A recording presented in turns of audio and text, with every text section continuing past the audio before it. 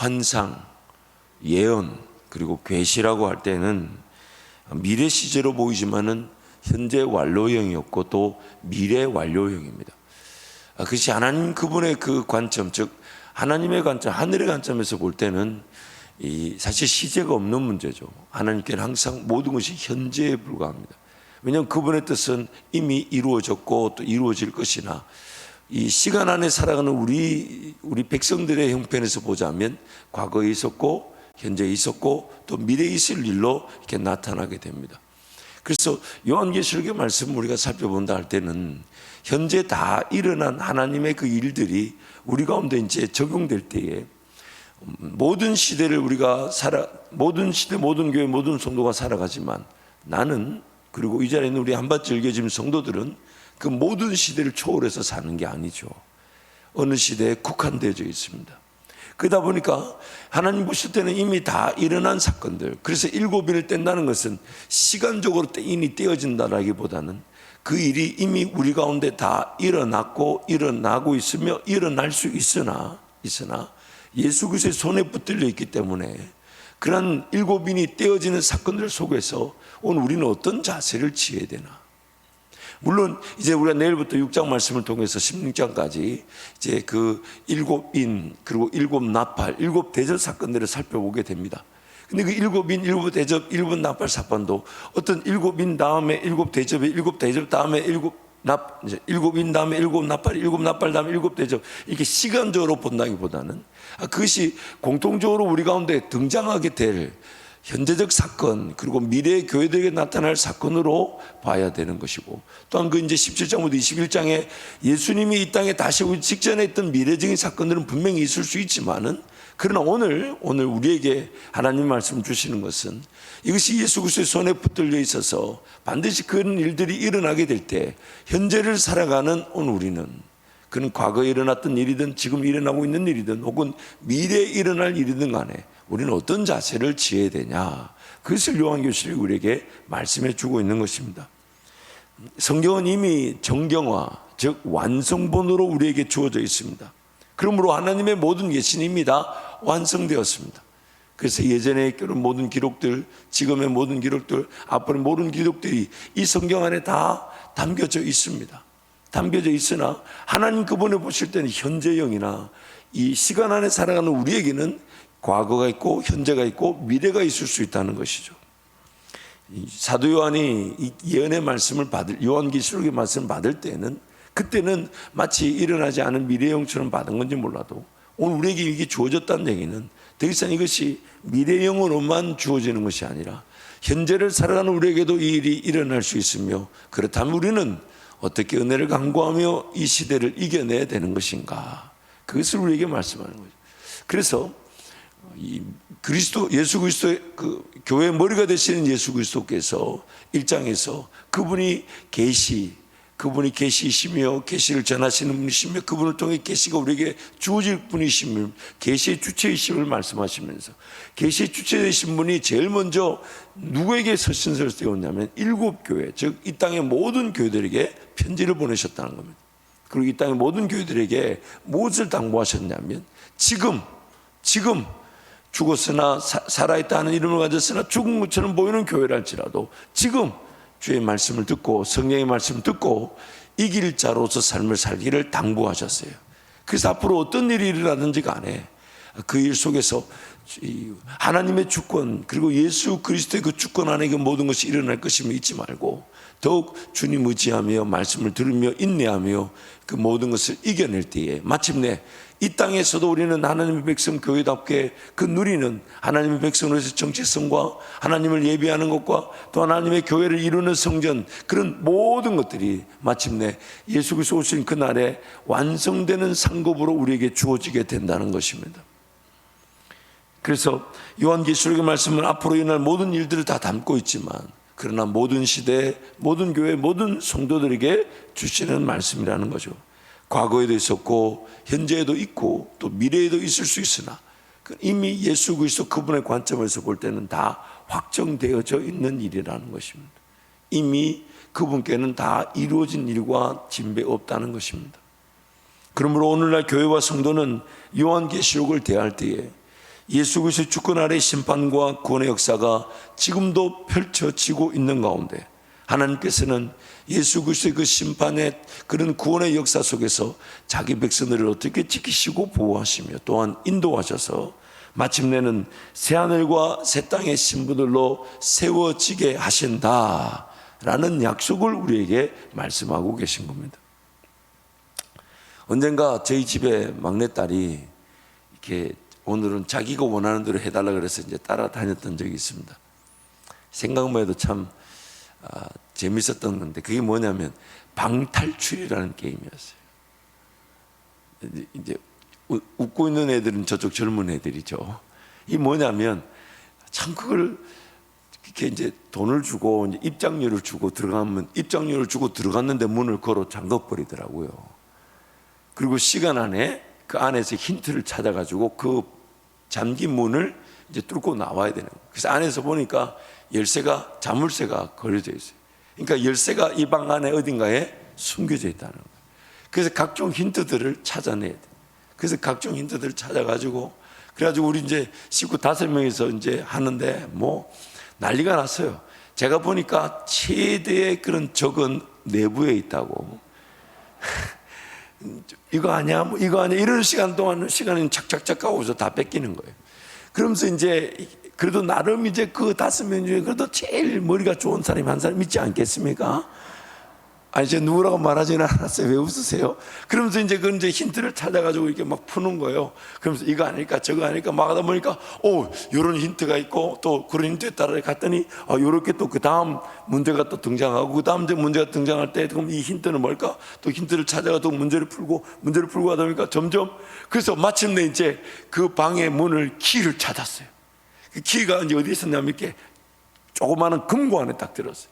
그래서 그 금고의 비밀번호 뭘까 이렇게 찾아가지고 그 키를 열어가지고 마침내 그 문을 딱 열었더니 그 다음 방이 있더라고요. 끝난 게 아니야. 그 다음 방이 또 들어가니까 뭐가 이렇게 뭐 벽에 이렇게 뭐 불을 이렇게 후레쉬를 비추니까 그냥 일반 눈으로는 안 보이는데 비추니까 이렇게 글이 나타나서 그걸 또 풀고 하다가 기어의 시간이 다 되어서 쫓겨났던, 다 풀어서 그 방을 나온 게 아니라 쫓겨났던 기억이 납니다. 지금 이 이제 환상의 말씀들, 예언의 말씀들을 대할 때, 그 임봉된 두루마리를 할 때, 그것이 오늘 우리에게는 2가지 의미를 가지고 있죠. 예수님, 그분은 임봉을 다 푸시는 분이지만 예수님이 아니면 그 임봉이 풀려지지 않습니다. 마치 정답은 주어졌는데 금고 안에, 이런 금고 안에 분명히 열쇠는 들었는데 금고가 아직 풀려지지 않은 거예요. 그러니까 이걸 흔들어 보면 지금 이 문제, 지금 내 인생의 문제를 해결하고 어려움을 해결하고 이 아픔과 그런 고난의 시간을 지나갈 키가 분명히 있는데 그 키가 내 손에는 아직 들려지지 않았다는 거. 그래서 지금 이 계시록의 말씀을 대할 때마다 우리가 받는 느낌이 그 2가지입니다. 물론 이것도 은혜죠. 세상 사람들은 그 키가 예수께 들려졌다는 걸 모른 채 살아갑니다. 문제가 뭔지를 몰라요. 지금 당장 우리가 해결해야 될 문제가, 궁극적인 문제가 뭔지를 모른 채 그저 세상살이 속에 그런 이생의 자랑이나 안목의 정욕이나 육신의 정욕 그 자체만 풀려고 몸부림치며 살아가고 있습니다. 그러나 예수 믿고 보니까 내가 진짜로 대해야 될 문제가 이 문제였구나, 내가 풀어야 될 문제가 이 문제였구나. 그리고 그 문제의 답이 예수님 손에 달려 있는데, 그러나 우리에게는 여전히 봉인된 것처럼 보인다는 거죠. 무엇보다 너무 안타까운 것은 우리의 재성이 이 하나님의 말씀이 이렇게 봉인된 것처럼 열어보려고 하지 않는다는 겁니다. 읽어보려고 하지 않는다는 거예요. 그러다 보니까 예수 그리스도 그분은 이미 다 해제하셨는데 우리에게는 여전히 봉인된 것처럼 그렇게 닫혀져 있을 수 있다는 것입니다.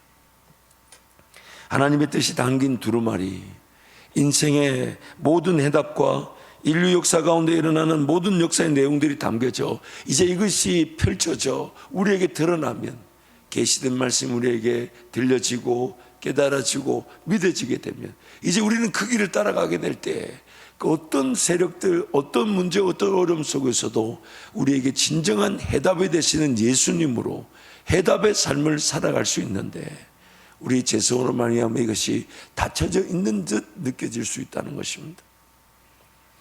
그러나 이제 그 말씀이 예수 그리스도 그분을 따라가면 다 봉인 해제되어 있습니다.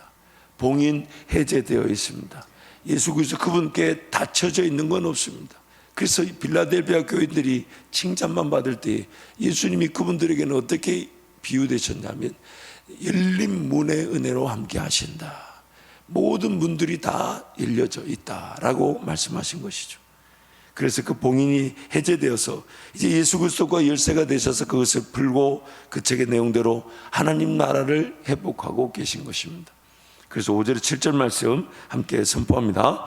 장로 중에 한 사람이 내게 말하되 울지 말라. 유대 지파의 사자 다윗의 뿌리가 이겼으니 그 두루마리와 그 7 인을 떼시리라 하더라. 내가 또 보니 보좌와 내 생물과 장로들 사이에 한 어린 양이 서 있는데 일찍이 죽임을 당한 것 같더라.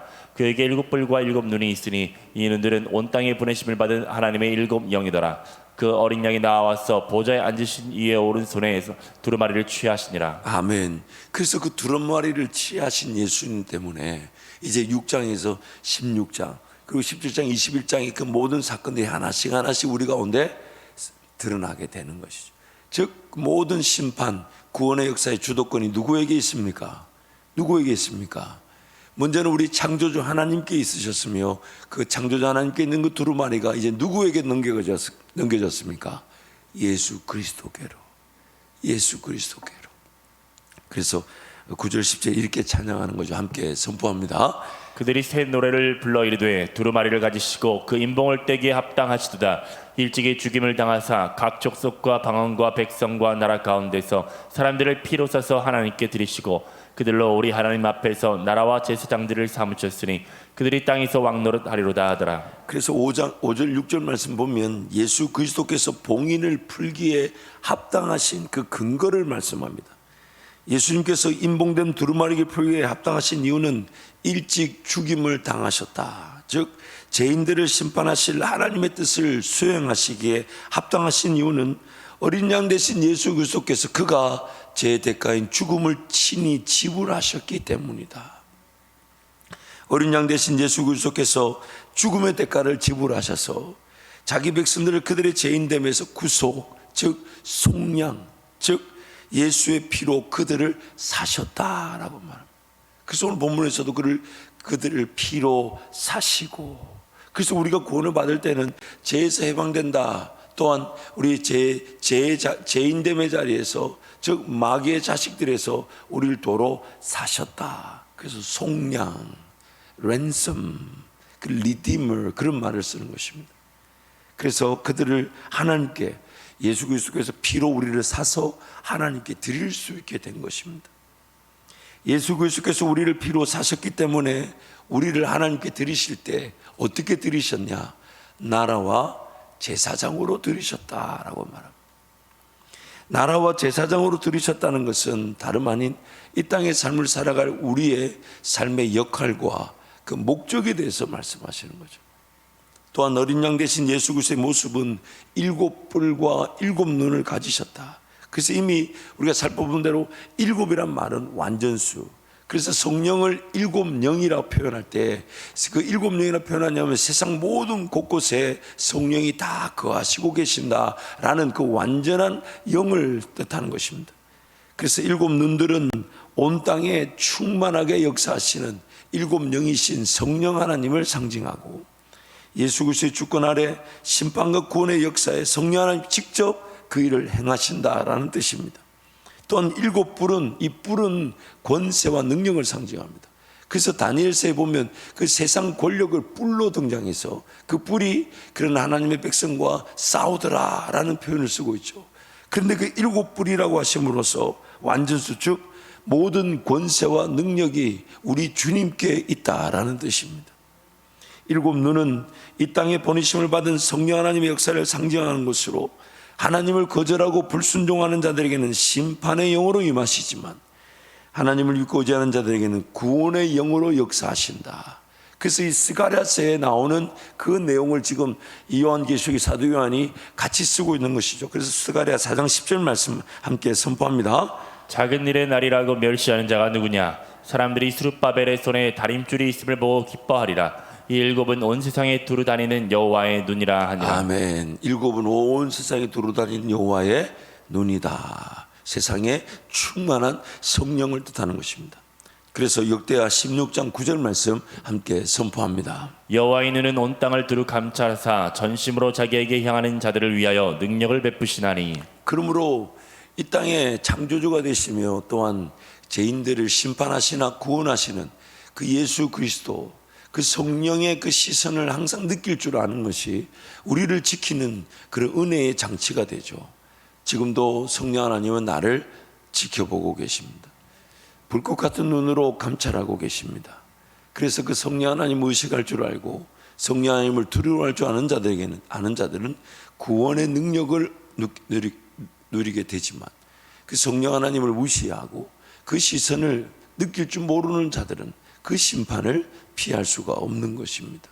그래서 지금 하나님은 자기 백성들에게는 늘 두루 찾아다니는 보호와 인도의 눈이 되어 주시지만, 마치 이런 거죠. 출애굽을 할 때에 하나님을 믿지 못했던 자들은 그 홍해는 심판의 물이었지만 하나님의 인도하심 받았던 자들에게는 엄청난 기적의 물이었던 것처럼, 오늘 하나님을 의식하고 하나님을 늘 정말 지금도 하나님 날 보고 계신다, 그 시선을 느낄 줄 안다면 우리의 삶은 안전해질 뿐만 아니라 또한 거룩해지고 정결해지고 구별되어지고 주님의 더 시선에 따라 내 삶을 구별하여 드리고자 하는 나라와 제사장이 되는 것입니다. 그래서 예수님은 지금 하나님 그 보좌 앉아 계신 하나님 오른손에 있는 그 두루마리를 받으셔서 그 인봉을 이렇게 떼시면서 그 심판을 단행하시는 것은 다름 아닌 우리를 구원하시는 뜻이기도 하시죠. 우리의 구원이 어디서부터요? 제 심판에서부터 주어지는 것이니까요. 무엇보다 가장 중요한 것은 어린 양 되신 예수 그리스도께서 자기 백성들의 그 여전한 죄의 지배, 심판을 피할 수 없는 죄의 지배 상태에서 벗어내기 위해 그 심판의 그 두루마리를 취하셔서 그걸 떼시면서 우리에게 구원의 역사를 베풀어 주신다는 것입니다. 그러므로 오늘 또 우리는 그 예수 그리스도의 그 심판과 구원의 역사 속에 오늘을 살아가고 있습니다.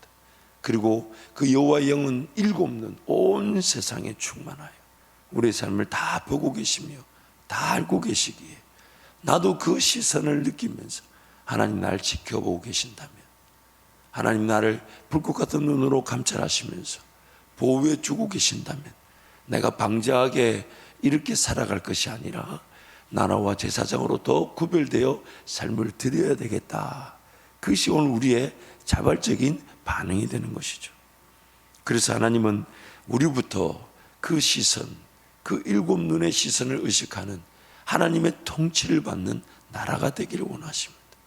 그래서 나부터 하나님의 통치를 받고, 그리고 또한 그 통치를 받지 못해 세상 가운데 빠져 사는 사람들을 중보하고 그들을 이끌어 주님께로 인도하는 제사장으로 살아갈 때 오늘 우리의 삶은 안전할 뿐 아니라 어떤 시대, 어떤 고난, 어떤 핍박, 어떤 문제, 어떤 어려움 속에서도 거룩한 나라와 제사장으로 하나님을 예배하게 되는 것입니다.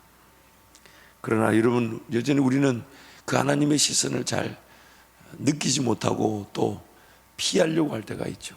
죄인들의 가장 큰 특징이, 제일 첫 번째 특징이 뭐냐면 도망가는 거죠.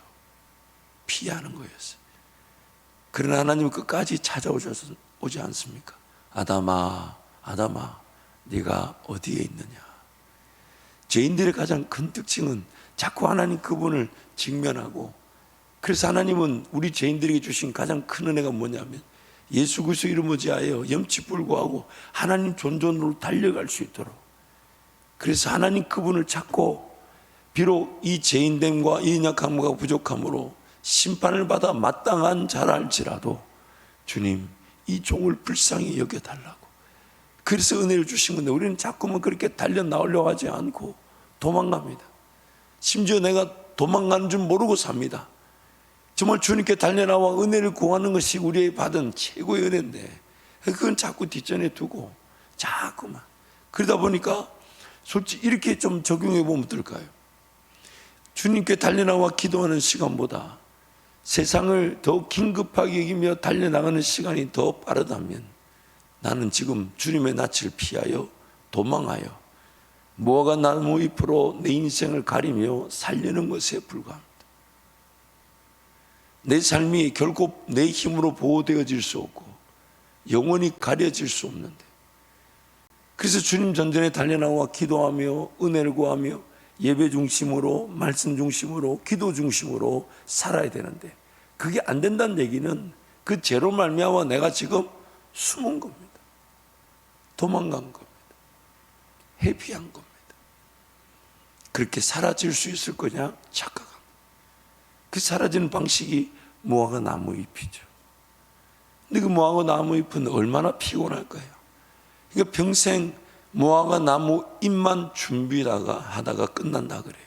마치 오늘 곡식이 들어오면 그걸 더 쌓아놓을 창고를 더 크게 짓는 것처럼, 그렇게 인생을 허비하고, 그래서 내일 일을 염려하는 거죠.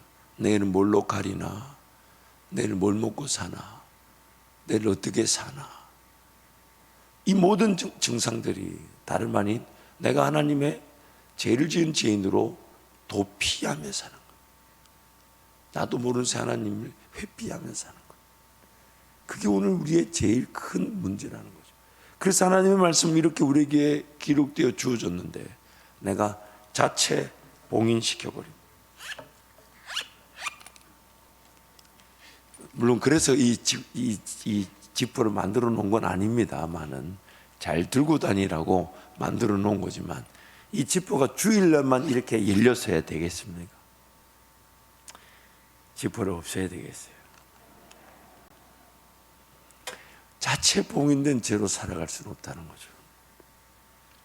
그래서 기 있는 자는 성령이 교회들에게 하신 말씀을 들으라 할 때에는 외형적인 기와 이 청각 능력을 말하는 것이 아니라 성령께서 듣게 하시고, 성령께서 깨닫게 하시며, 성령께서 믿어지게 하시고, 성령께서 순종하게 하신다는 것을 믿고 성령 하나님을 전적으로 의지하는 자들, 그들이 바로 기 있는 자들이라는 거예요.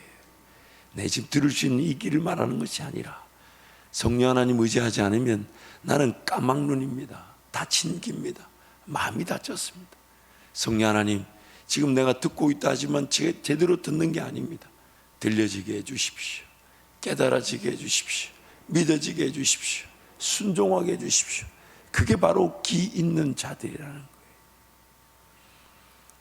그래서 하나님의 백성들인 저와 여러분이 하나님의 말씀의 지배 아래 거하게 될 때 우리는 그 나라와 제사장으로 살아가게 되는 것, 그리고 그 나라와 제사장으로 산다는 것을 8절 말씀이 이렇게 표현하는 거예요. 8절 말씀 함께 선포합니다. 네 생물과 24장로들이 그 어린 양 앞에 엎드려 각각 검은 거와 향이 가득한 금대접을 가졌으니 이 양은 성도의 기도드리라. 오늘 우리가 나라와 제사장으로 살아갈 수 있도록 우리를 하나님께서 예수 그리스도의 피로 값주고 사셔서 이미 하나님께 드려진 바 되었는데, 우리가 그런 제사원으로 말미암아 온전한 나라, 온전한 제사장으로 살지 못한다는 거죠.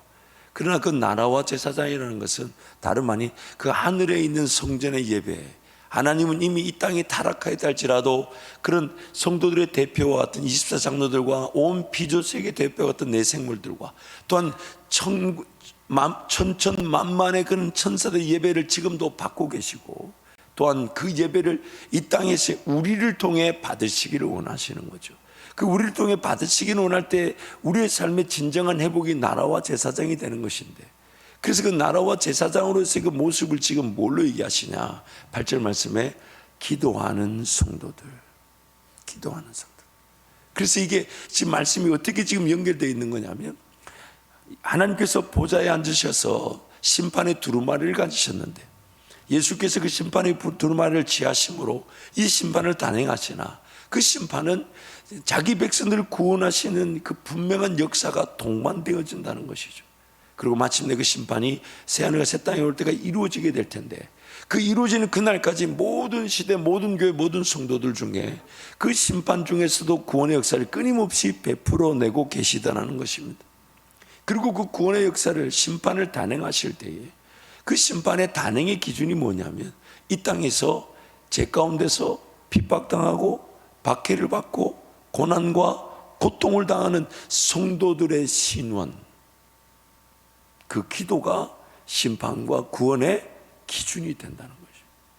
그러므로 저와 여러분이 이 땅에서 고난당하는, 그래서 서머나 교회처럼 고난만 당하는, 그러나 그 고난 자체가 교회의 영광으로서 우리에게 주어진 은혜라고 한다면, 우리의 그런 고통과 고난은 하나님께 올려드리는 우리의 문제 해결의 수준을 넘어선, 죄로 말미암아 타락하여 하나님 나라 하나님 백성들이 핍박과 박해를 당하는 것을 하나님께서 신원하셔서 그것을 심판의 기준으로 삼으신다는 것.